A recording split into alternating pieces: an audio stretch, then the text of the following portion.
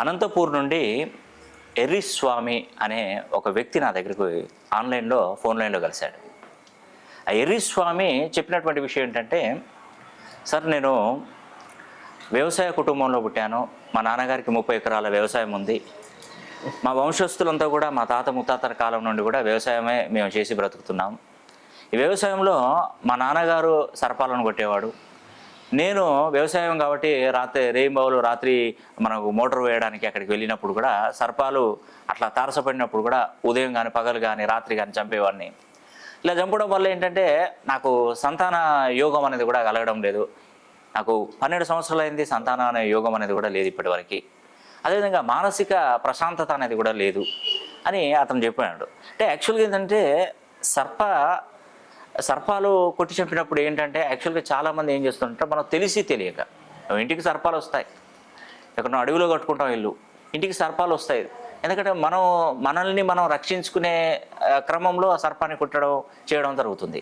ఆ సర్పాన్ని కొట్టినప్పుడు చాలామంది ఏం చేస్తారంటే ఆ సర్పాన్ని తీసుకెళ్ళి అక్కడ బయటపడేస్తారు కొట్టేసి. కానీ అలా చేసి ఆ సర్పదోషం వస్తుంది. కొంతమంది భయపడి ఏం చేస్తారంటే నోట్లో రాగి నాణ్యం కూడా వేసి దాన్ని కాల్చివేయడం జరుగుతుంది.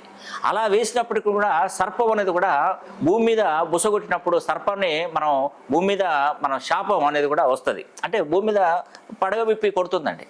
తద్వారా ఏంటంటే ఆ సర్పశాపం ఉండిపోతుంది.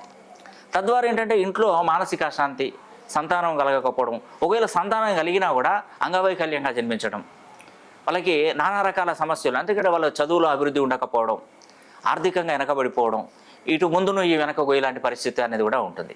కాబట్టి ఆ ఎర్రి స్వామికి నేను చెప్పానండి, నీకు సర్ప హోమం అనేది కూడా నేను జరిపిస్తాను, ఏం టెన్షన్ పడిన అవసరం లేదు. మేము ఒక 6 నెలలు వ్యవధిలోనే నీకు అన్ని అనుకూలమైనట్టు పంట చక్కగా నీకు చేతికి అందుతుంది, వ్యవసాయ దిగుబడి పెరుగుతుంది, అనారోగ్య సమస్యలు ఆ కుటుంబం ఉండవు, పిల్లలు చక్కగా చదువుకొని మంచి ప్రయోజకులు అవుతారు.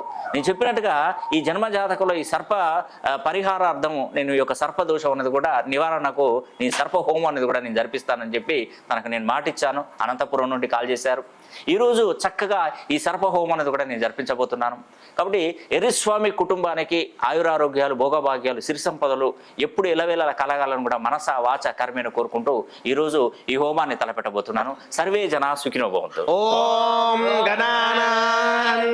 గణపతి గుంహవామహే కవిం కవీనాముపమశ్రవస్తమో జ్యేష్ఠరాజం బ్రహ్మణాం బ్రహ్మణస్పదాన శృణ్వన్నోతిభిः सीदसादनः स्वाहा श्रीमहागणाधिपतय इदं नमः अग्निर्मूर्धादिवक्ककुत्पति पृथिव्या अयो अपागुं रेतागुं सजन्मति स्वाहा स्योना पृथिविभवान् वृक्षरा निवेशनी यच्छानः शर्म सप्रधात् स्वाहा क्षेत्रस्य पतिना भयगोहितेनेव जयामसि गामश्वं दोषयित्रुभासनो पुडातीदृशे स्वाहा नमो अस्तु सर्पेभ्यो ये च पृथिवी मनो ये अंतरिक्षे ये दिवितेभ्यः सर्पेभ्यो नमः स्वाहा सर्पराजाय इदं नमः।